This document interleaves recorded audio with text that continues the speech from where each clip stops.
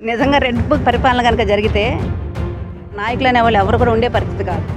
కావాలని అరెస్ట్ చేస్తున్నారు, ఇది కావాలని రెడ్ బుక్ పరిపాలన సాగుతుంది అది అని చెప్తున్నారు. నిజంగా రెడ్ బుక్ పరిపాలన కనుక జరిగితే ఈ రాష్ట్రంలో వైసీపీ అని చెప్పుకునే ఎవరు కూడా నాయకులు అనేవాళ్ళు ఎవరు కూడా ఉండే పరిస్థితి కాదు. ఇక్కడ కుటుంబ ప్రభుత్వం చాలా నిదానంగా అంటే కక్షపూరిత రాజకీయాలు చేయకూడదని చెప్పని పవన్ కళ్యాణ్ గారు ప్రమాణ స్వీకారం చేసిన రోజే చెప్పారు. అలానే ఏదైతే వైసీపీ యొక్క అవినీతి ఉందో అవినీతి వల్లనే వాళ్ళు అరెస్ట్ చేయబడినా లేకపోతే వాళ్ళు శిక్షకి అర్హులు కాబట్టే వాళ్ళు జరుగుతుంది తప్పితే ఎక్కడా కూడా అంటే పేరుని జయసుధ గారి ప్లేస్లో ఇప్పుడు కుటుంబ ప్రభుత్వ నాయకుల యొక్క భార్యలు ఉన్నా లేకపోతే నాయకులు ఉన్నా కూడా ఇదే యాక్షన్ ఉంటుంది. సార్ చాలా ఆనందంగా ఉంది సార్. మళ్ళా బీసీలకు స్వతంత్రం వచ్చినట్టు ఉంది భావిస్తున్నాం. లాస్ట్ గవర్నమెంట్ లో 5 ఏళ్ళు బిక్కు అంటూ భయపడి బతుకుతున్నాం. మా కుటుంబ సభ్యులు కావచ్చు, లేడీస్ కావచ్చు, మా ఎస్సీ ఎస్టీ బీసీలు అందరూ కూడా భయపడి ఉన్నాం. ఇప్పుడు ఈ కూటమి ప్రభుత్వం వచ్చినాక మేము ఎంత ఆనందంగా ఉన్నామంటే అంత ఆనందంగా ఉన్నాం. రెండోది వచ్చి పదవుల విషయాలు ఎత్తుకోండి, ఎంత గొప్ప వాళ్ళని పెట్టినట్టు అంత గొప్ప వాళ్ళను ఎక్కడా తూలే వ్యక్తులు కాదు. బీసీ వ్యక్తి మాకెంత గర్వకారణం సార్.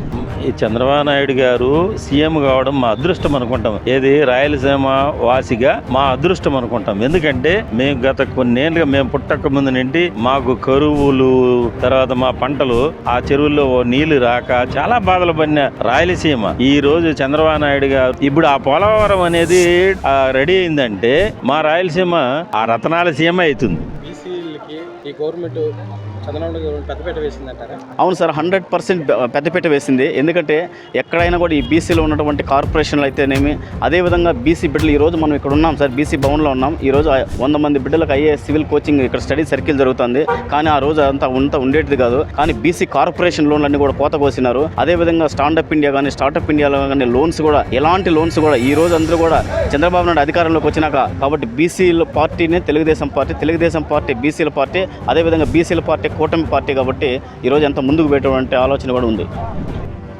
ఎలా ఉంది 6 నెలల కూటమి ప్రభుత్వం? చాలా బాగుందన్న. చాలా డిఫరెన్స్ ఉంది జగన్ పాలనకి మన చంద్రబాబు నాయుడు పాలనకి. అయితే ఈయన విజనరీ లీడర్ అన్నందుకు నిజంగా ఈయన చేసే పనులు, ఈయన ప్లానింగ్, ఈయన పద్ధతి చాలా బాగుంది.